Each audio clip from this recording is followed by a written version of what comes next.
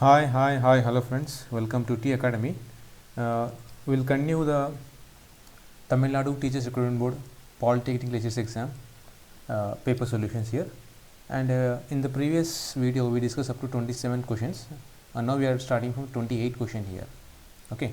So before going to discuss about the questions, if you like these videos, please subscribe to my channel for getting more updates. Okay. Now let's see the question here. The question on the screen is which we are already discussed in the previous video. Okay, so what is the result of that is unit function u of n minus u of n minus 1 here. Okay, so if you want to get the solution here, just check my previous video, you'll get the answer. It has a delta of n here. Okay, so which is available in the that is a TRV Polytechnic Lectures part 2. Okay, now next question here. The Fourier series of a periodic signal x of t with a period t will not converge if. So it will not converge if x of t is not finite at all values of t. So what is the meaning of this one is x of t is not a finite value. So finite value means it's not a exact value, finite value. So at all the values of t here. Okay, so answer is A here. Next 30th question here. The Laplace transform of x of s of a real valued absolutely integrable signal x of t is known to have a pole at s is equal to 2. So which of the following statement is true here? Okay, so here in this question, a Laplace transformation x of s has a real valued absolutely integrable signal x of t. Okay, so which is having a pole at s is equal to 2 here. Okay, which of the following statement is true? So x of t is a two-sided but maybe a finite duration. It's wrong. X of t is two-sided and of infinite duration. Wrong. X of t is right side is casual. Wrong. So x of t is a left-sided. It is a anti-casual system. Okay, this is a right answer. Next one. Next, Moore relay is. So a Moore relay is a dash. So it is a voltage restrained direction relay. Okay, voltage restrained direction relay. So if you take the torque equation here, T is equal to universal torque equation. If you write here, T is equal to K1 into I1 square plus K2 into I2 square plus K3 into cos theta minus tau into V into I minus K4 here. So this is a general equation of a universal torque equation here. Now for especially Moore relay, the term K1 is going to be 0. Okay, so K1 is going to be 0 here. And what about the K2? So K2 is nothing but a here V square, right, sorry. So K2 is nothing but negative value, and K3 is not a 0, and K4 by default we can neglect it. Okay, so K4 is neglected. Why? Because this is spring constant. Now the universal torque equation becomes T is equal to minus V2 square, okay, plus some cos theta minus tau into Vi. Now this is the theta minus tau into Vi is nothing but it's a directional element. So directional element here. Okay, what about the minus here? So minus V means minus voltage, that is it is a voltage oppose or voltage restraint. So the Moore relay is going to be voltage restraint is having a directional element. So entirely is voltage restraint directional element relay. Okay. Next question here. So 32. A zero sequence current is exclusively used for relaying purpose only in the case of. So zero sequence currents are only used especially there is a ground here, and we are talking about the current here. So it is a ground over current relay here. So the answer for this question is ground over current relay. Okay. Next one. So we'll see the 33 question number here. The rating of a coil in an electromagnetic relay is generally. Okay. So the rating of a coil in an electromagnetic relay will be, so it is a 1 and 5 amperes. Generally we will see the ratio as a 1 5 by 1 actually will say. So 5 turns and primary second turn is single turn, like that. Okay, so the coil is having a 1 and 5 amperes is the rating of electromagnetic relay. Next one, 34th question number. Here you can see it has impulse ratio of insulators and the lighting arrestor should be. The impulse ratio of the insulator should be high and the impulse ratio of this lighting arrestor should be low. So first of all, what is the impulse ratio? Okay, so the definitions and important points regarding the power system subject we already discussed in my previous videos of very important power system concepts or subjects for government job exams. Okay, so there you can see the definition. So for you I am repeating again, what is the impulse ratio? So impulse ratio is defined as the ratio of the breakdown voltage of an impulse to the peak value of the power frequency flash over here. Okay, if you want more formulas you can go through my video here. Now what is this impulse ratio is high for insulators, why it is a low for lighting arresters? So generally if you take the transmission towers here, okay, transmission towers cross arms will be there. So here we have insulators are like this here. Okay, now what this insulator will do is whenever the current, whenever the surge falling on this line here, the insulator will isolate this top part to the bottom part here. So isolator will here, this isolator what will do is it will isolate this part, the conductor, to this part here. Okay, so this is about insulator here. Whenever surge falling on it, the insulator should not allow impulse signal to this ground here.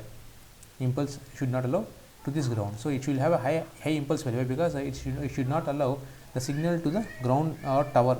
Okay, now for lighting arresters, the lighting arresters operation different.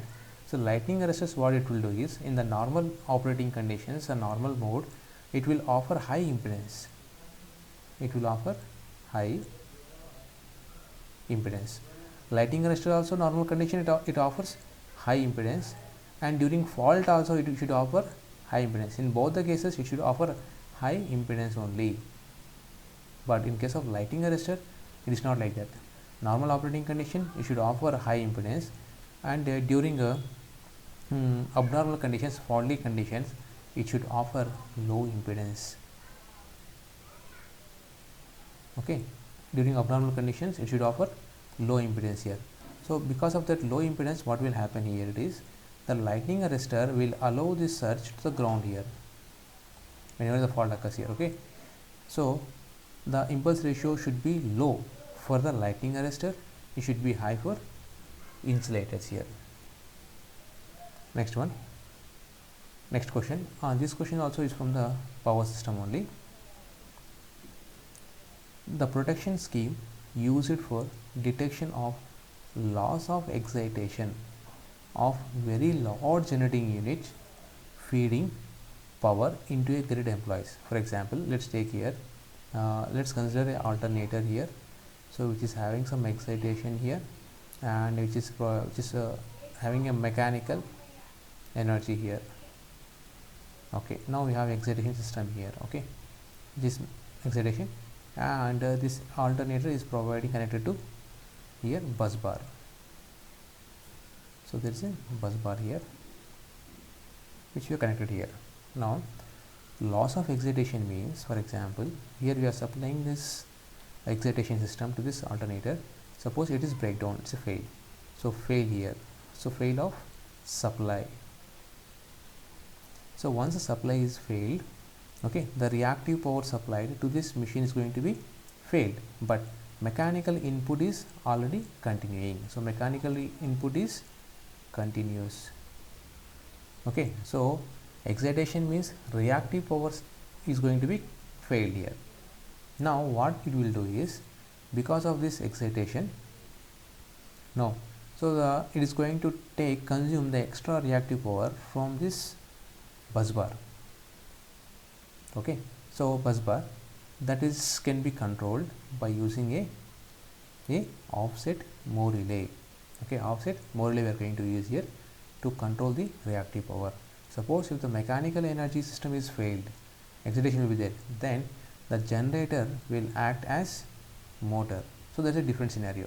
For this question, The production system uses it for detection of loss of excitation for a very large generating unit feeding power into the system grid employs. So here we are going to use this offset Moore relay. Next question here it is, the ripple factor of a diode rectifier is. The ripple factor is defined as, it is a ratio of AC quantity to the DC quantity here. Okay, so the answer here it is C here. The ripple factor for different half wave rectifier and full wave rectifier we are going to see here. Okay, so the ripple factor for a half wave rectifier, okay, diode rectifier is it. Suppose if it is a half wave rectifier, so it is going to be 1.21, and it's going to be for a full wave rectifier, it is going to be full wave rectifier. So the ripple factor is going to be 0.48, and as you know, the relationship between the ripple factor and form factor also is important. Examination point of view, they may give a ripple factor and they ask you to find the form factor, or they will give a form factor and they will ask you to find the ripple factor. Now what is the relationship exists between the ripple factor and form factor? So generally form factor is nothing but it is the ratio of RMS value by average value. So B is nothing but VRMS by VDC here. Now the relationship between ripple factor, so RF is equal to square root of form factor whole square minus 1 here. Okay, so from this either value you can calculate here. So this is the important relationship between these two. Next question here. Now this question is from the synchronous induction machines. The converter fed induction motor is controlled by. So generally what induction motor will do is it will convert the three-phase supply of electrical energy into mechanical energy here. Okay, now here, so there are two methods of controlling this speed, okay, speed control or motor control. Here there is the first one, it is stator side, and the rotor side is there are two methods are there, two structures are there. First one, it is a cylindrical, okay, and second one is a salient pole. So salient cage type, salient cage. Okay, now the speed control is from the stator voltage we can control. Rotor side also we can inject the EMF here. Okay, so that's we can call the rotor EMF injection here, so that we can control the slip. Based on the slip, automatically speed will be controlled here. And the third one is a stator V by F control, so voltage by frequency control. So these three methods also used for the control of this induction motor here. Here we have two types of structure. It is a squirrel cage rotor, and second one is a wound rotor, or it can also known as slip ring rotor. Okay, so the speed control is possible only in case of wound rotor or slip ring rotor. It's not possible with squirrel cage rotor. Okay, so there is no rotor side control in case of squirrel cage, only possible with the rotor is having wound or slip ring rotor construction. So generally we can use star connection here in the rotor circuit to control the resistance. Okay, and also we can inject the EMF also here to control the induction motor here. Next one here. So next question is from the power electronics here. So here there is a list 1 and list 2 is there. So SCR rating is provided on the list, and the second one is protective element here. So here we are talking about the protection of SCR. So match list 1 SCR rating with the list 2 and select the correct answer by using the codes given below. Okay, so generally here we know that dV by dt limit is there, di by dt limit is there. So for controlling the dV by dt limit, we can use this snubber circuit. Why? Because in snubber circuit is nothing but a combination of resistance in series with a capacitor here. Generally I is nothing but C into dV by dt here generally. Okay, so what is here it is, to control this dV by dt limit, what we are doing here it is, we are adding a resistance in series with capacitor here. That's we can call this snubber circuit, and very famous interview questions here. Okay, to control this dV by dt limit. Similarly, to control di by dt, so here the current stiff element is nothing but a inductor here, so we can use as a series reactor. So snubber circuit used for the dV by dt limit, and di by dt limit, there is a series reactor. Now I square t, so I square t limit means it's a heat. Okay, so for I square t limit here it means it can be controlled by using HRC fuses here. So whenever the I square t means current is more value means I square t can be used for HRC fuse. And if the junction temperature rises, then we can go for the aluminum zinc, so which is mounted on the back side of this device, which is generally made up of aluminum. Okay, aluminum. And generally what we will do is there are two types of configurations are there to use the heat sink. First one is it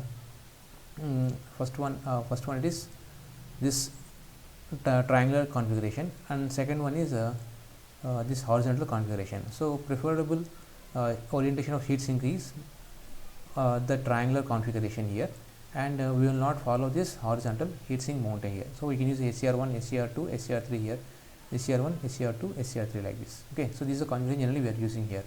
So among the options, A is 3, okay, A is 3, and B is 1, okay, and C is 4, and D is 2. So option B is the right option for this question here. Next one here. Okay, now in a PWM method of controlling average voltage in a DC to DC chopper may be varied by, okay, now on time, T on time of a switch is varied, but the total time period is a constant. So here we are talking about the fixed time period, but total time period, but we are varying only on period here. Now on time of the switch is kept constant, and off time of the switch is variable. Okay, and third option is off time of the switch is kept constant, and on time of the switch is variable. Generally the PWM techniques is having two modes. First one is a constant frequency mode and constant frequency mode. Okay, and here the answer is